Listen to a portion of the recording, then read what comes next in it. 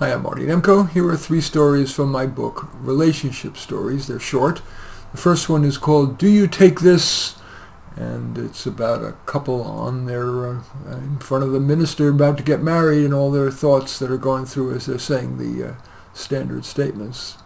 Then there's one called Ikebana Circle, about an older couple. And then finally a children's book, but not really a children's book. It's really more for adults, but it's couched in children's book language. Anyway, this first story is called Do You Take This?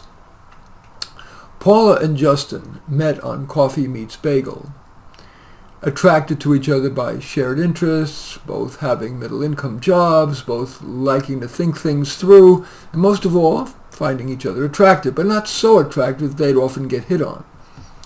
After the requisite first checkout over coffee, there was the movie date, the dinner date, then the dinner plus dessert date.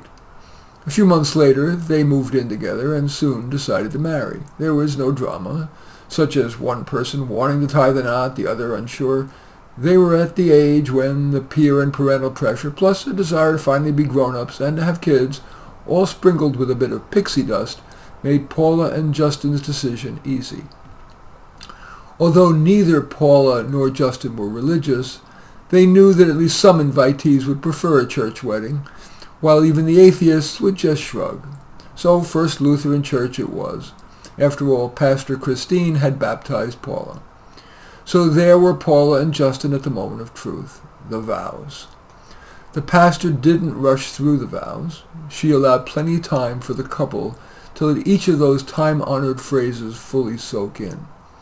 And indeed, both Paula and Justin, consistent with their liking to think things through, reflected on each phrase as the minister said them. Do you, Paula Whitney, take Justin Novak to have and to hold from this day forward?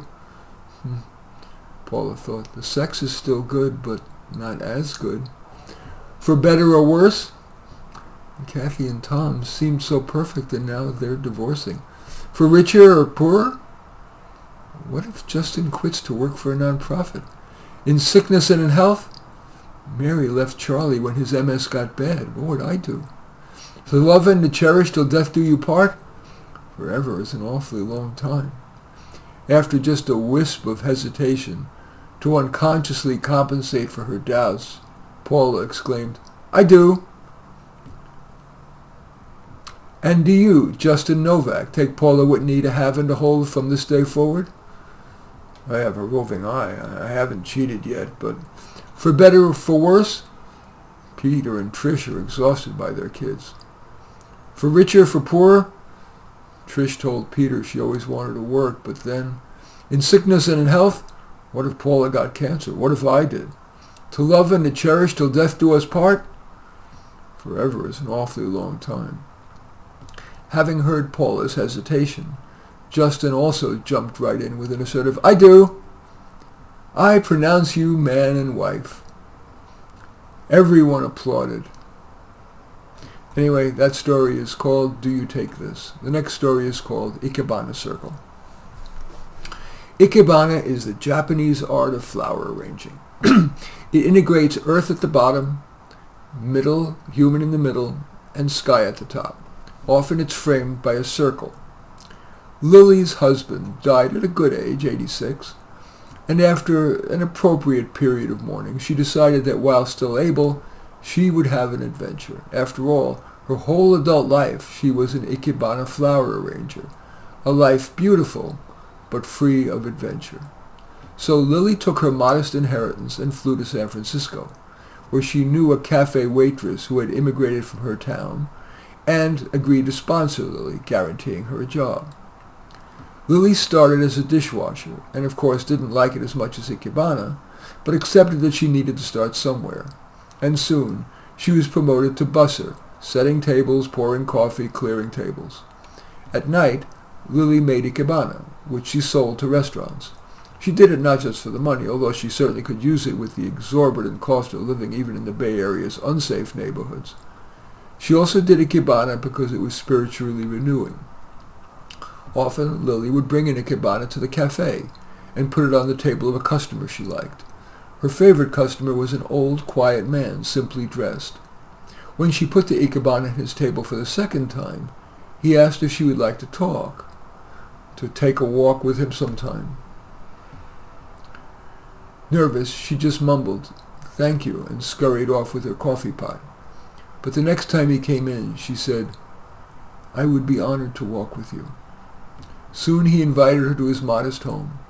But after she agreed to move in with him, he said that he was a retired venture capitalist. She didn't know what that was, so he explained that his job was to find money for small businesses that promised to make the world better. They enjoyed the early December of their years, indeed honestly loved each other, even though sex for them couldn't go beyond kissing, cuddling, and fondling. And then he got Parkinson's. She not only didn't resent caring for him, she loved it, until the end, which wasn't as pleasant as her husband's, who had died peacefully in his sleep. He left all his $10 million to her. She returned to Japan to live in her simple apartment and spent the rest of her life driving into the country, giving rural high school computer teachers an ikebana. Inside the circle of each, was a sky represented by a cherry blossom branch, a human by shiny leaves, and on its earth 25 million yen, that's $200,000. As she said to the teachers, all she said to the teachers was, "Give it to a student who could make the world better." Anyway, that story is called The Ikebana Circle. The next story is called Venus and Iris. And again, this is ostensibly a children's story, but with profound implications for adults. Deep in the bog, with the cicadas singing, there was a flytrap named Venus. He was just old enough to start noticing things, like that he had red traps. He thought they were ugly, and wished they were green like the rest of him. He also noticed things outside himself. He looked to the left, just some fly traps and some brush. He looked to the right, just some fly traps and some peat. He looked ahead, just some fly traps and lots of bog. But then he looked behind, and there was an iris. She was beautiful, the most beautiful thing he had ever seen. It's hard for fly traps to talk, especially young ones, but he summoned all his energy and croaked, "Hi." Iris stared at Venus's traps, and even though they were small, those teeth! She got scared and so looked away. Embarrassed and sad, she turned away too. He turned away too. Days passed, and every so often an insect would fall into Venus's trap, and as soon as it touched two of the trap's trigger hairs, the trap slammed shut. Well, a growing boy has to eat. And the boy grew bigger. Every so often he would look at Iris, but the bigger he got, the scarier he looked, and the faster she turned away. So he did too. Then one day there was loud buzzing. Beetles! He looked at Iris. She was covered with beetles. They were eating her.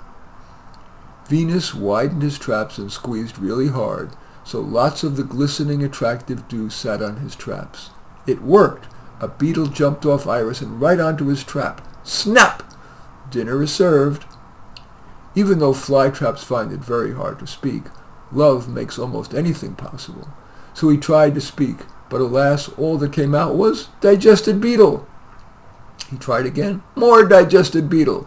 He tried yet again, and finally words came out. "Please help me save my Iris." But the fly traps didn't move. "Please!" he cried. And the fly traps remained still. He screamed, "I love her more than life itself!" And that moved the fly traps. Suddenly most of them squeezed as hard as they could. Their traps opened as wide as they could, covered with that glistening, attractive dew. Like a magnet, the beetles jumped into the traps. Well, most of them. One beetle was still left on the now wilted Iris. Now what? Venus couldn't eat the beetle himself. He had just eaten one and remembered what his mother had warned him. Eat more than one a day and you will die. But Venus looked at Iris and knew what he had to do. He squeezed harder than ever he had in his entire life. Then he squeezed some more. And all his traps opened the widest they'd ever been. even wider than you do when the doctor tells you to say, ah. And all his traps were covered with that glistening, attractive dew. And just like that, the last beetle jumped from Iris and into his trap. Snap! Venus looked at Iris, and he was happy. And this time she did not look away. She leaned toward him, and Venus was happy. But then Venus felt sick, and he wondered, should I have eaten that beetle? The boy's red traps turned green, a sickly green. If you were Venus, would you have eaten that beetle? Iris knew that if she used her body to shield Venus from the sun for a day, he would live, but she, who can live only in shade, would likely die. If you were Iris, what would you do? Obviously, the lessons in that are, how much should we sacrifice for love? Does lookism affect how much we're willing to do for others? And are there different expectations for males and females? Anyway, you can see that children's story is not quite a children's story. In any event, those 3 stories are from my book, Relationship Stories. I should show you, by the way, that short story is also from a children's book that I wrote. It had wonderfully illustrated by this wonderful woman named Callista Ward. That's just that children's book. It's completely illustrated. Anyway, but all of my 27 books are, including this book, Relationship Stories, as well as Venus and Iris, are available at Amazon. As usual, I welcome your thumbs up and accept your thumbs down. I always look forward to your comments, and especially like it if you hit the share button below. Share on your social media so that my efforts can have broader impact. And I am flattered if you choose to subscribe to my channel, and certainly welcome you checking out any of my books on Amazon. Just search on my name on Amazon and you'll find all 27. In any event, I do thank you for watching. I am Marty Nemko.